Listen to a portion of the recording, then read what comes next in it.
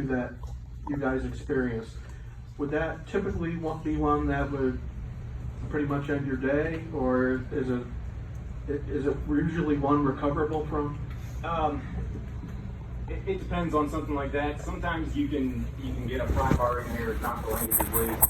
You know, if there's a tire carcass or debris that got on top of the linkages and got them crossed up, you know, something like that is fixable.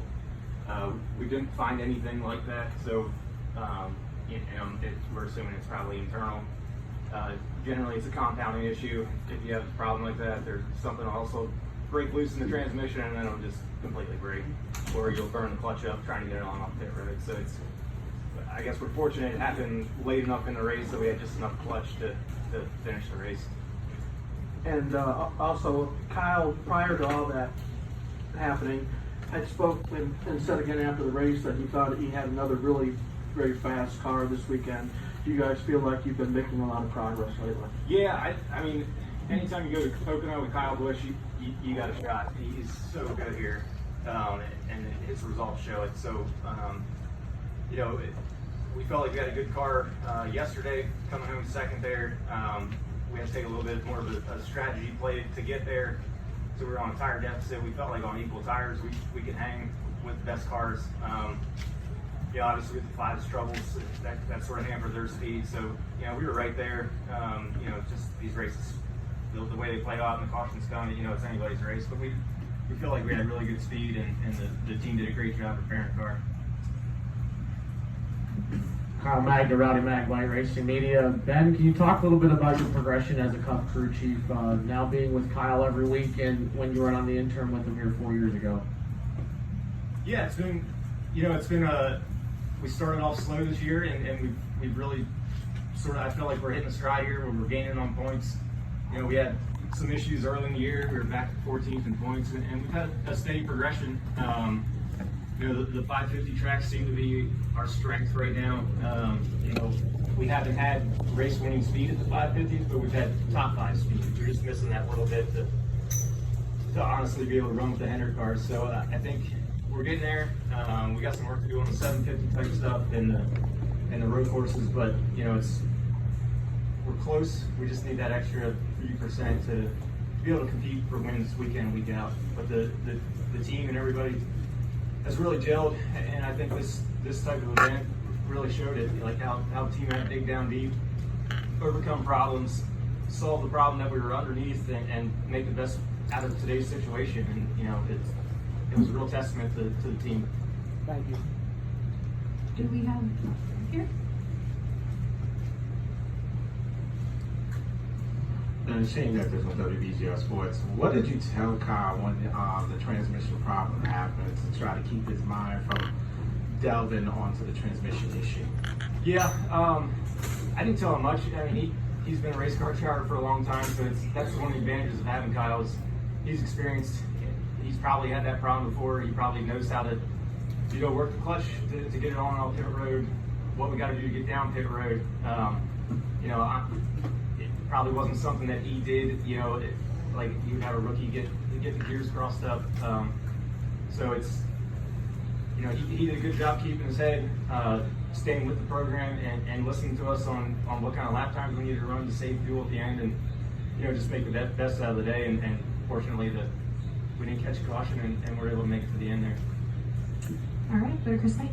Chris Knight, Insurance.com. Ben, there was some discussion that maybe you guys were the least competitive with the JGR bunch about a month or so ago, and now you guys seem to have overstepped and become the front runner for the JGR organization. What has really transpired over that past, 4 to 6 race stretch that has put you guys above the top? I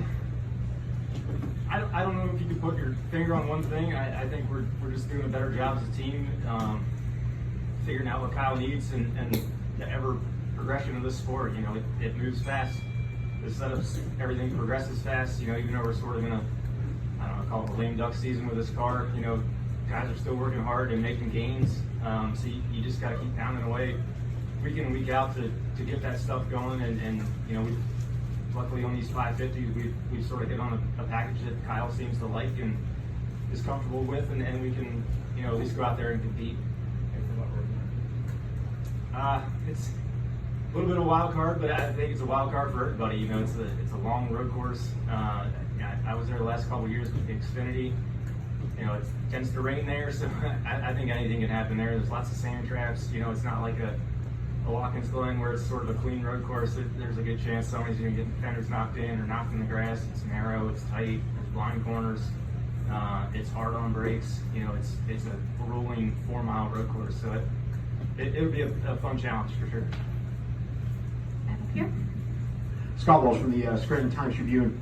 Is it kind of in a weird way the transmission almost won you the race, the issue you had, because it allowed you to come back in and get a little more gas, and that's what you needed at the end there? Yeah, for sure.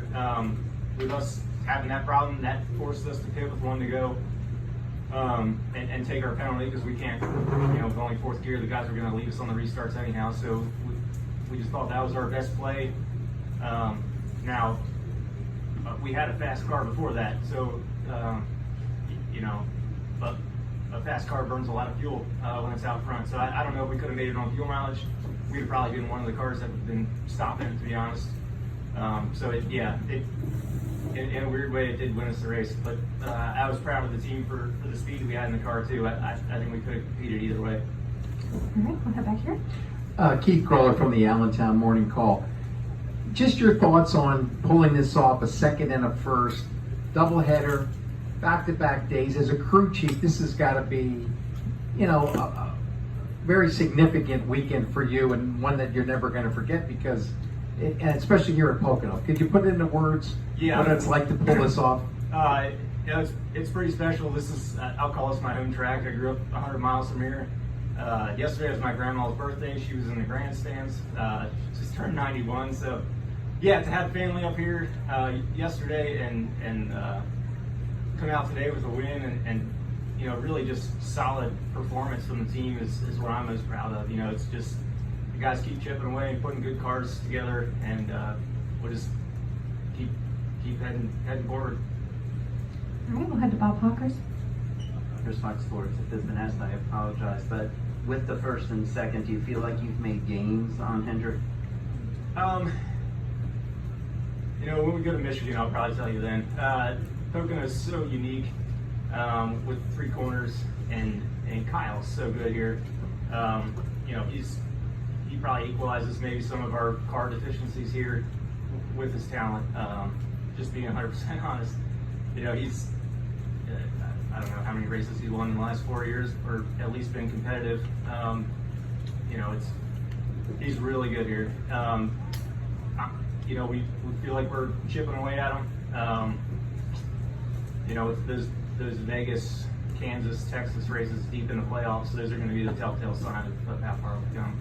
And like over the last 10 or 15 laps, are you thinking, okay, I know those guys are going too fast. They're gonna have to pit. I mean, were you maybe quietly confident? I was never confident. I knew we were in a better position than they were, and we had done a better job throughout the run of saving.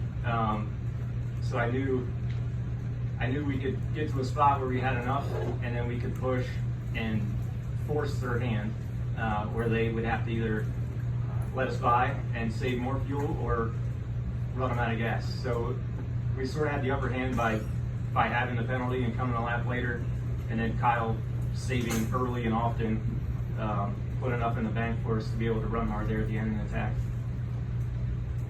All right, do we have any additional questions for Ben? Oh, back here. Who jumped in the car and pounded on That was our car chief, Nate.